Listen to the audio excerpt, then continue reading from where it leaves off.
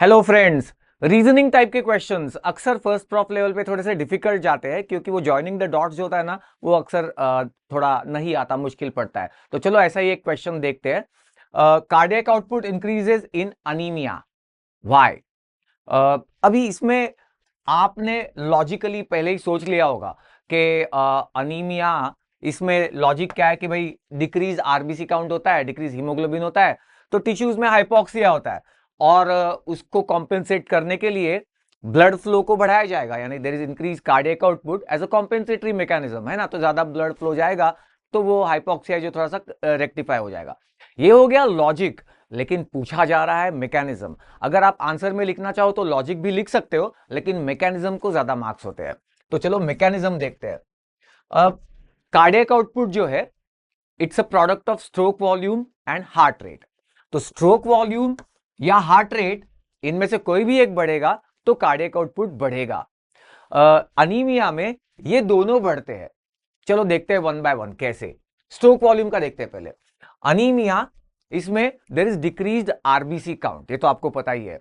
लेकिन क्या आपको ये पता है कि RBCs are the major contributors to the viscosity of blood? Yes.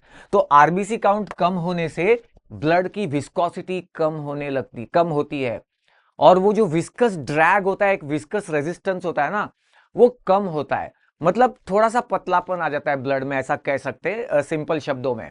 तो विस्कोसिटी कम हो गई और इसका परिणाम क्या होता है? हार्ट के ऊपर जो आफ्टर लोड है वो कम होने लगता है। लेफ्ट वेंट्रिकल जो ब्लड इजेक्ट कर रही है एओर्टा में, तो विस्कोसिटी कम होने की वजह से उसके ऊपर आफ्टर लोड कम होता है। और आपको ये पता ही होगा कि आफ्टर लोड कम हुआ तो स्ट्रोक वॉल्यूम बढ़ता है। तो स्ट्रोक वॉल्यूम बढ़ने का ये रीजन हो गया एक। दूसरा रीजन ये है कि वो विस्कस ड्रैग, वो विस्कस रेजिस्टेंस अगर ब्लड फ्लो में कम हो गया, आई मीन ब्लड में कम हो गया, तो ब्लड फ्लो थोड़ा सा और सरल हो जाता है, क्योंकि अब ब्लड थोड़ा सा पतलापन आ गया है उसमें। तो ब्लड फ्लो में थोड़ा सा स्मूथनेस और बढ़ जाता है, रिलेटिवली कह रहा हूं। इसका मतलब क्या हुआ कि वीनस रिटर्न जो है हार्ट की तरफ वो बढ़ने लगता है। वीनस रिटर्न बढ़ा तो वेंट्रिकल्स का फिलिंग बढ़ेगा और एंड डायस्टोलिक वॉल्यूम जो है वो बढ़ेगा। एंड डायस्टोलिक लेंथ जो है फाइबर की वो बढ़ेगी। और आपको पता है एंड डायस्टोलिक लेंथ जो होती है वो अगले सिस्टोल की स्टार्टिंग लेंथ होती है। वो अगर ज्यादा रही तो उतना पावरफुल अगला सिस्टोल होगा और उतना ज्यादा स्ट्रोक वॉल्यूम भी करेगा।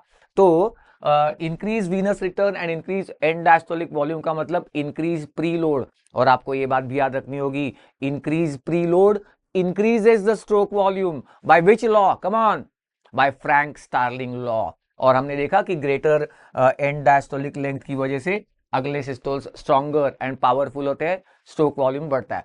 तो अनीमिया में स्ट्रोक वॉल्यूम बढ़ता है, इसलिए कार्डियक आउटपुट बढ़ता है। और हार्ट रेट भी अनीमिया में बढ़ता है। क्यों?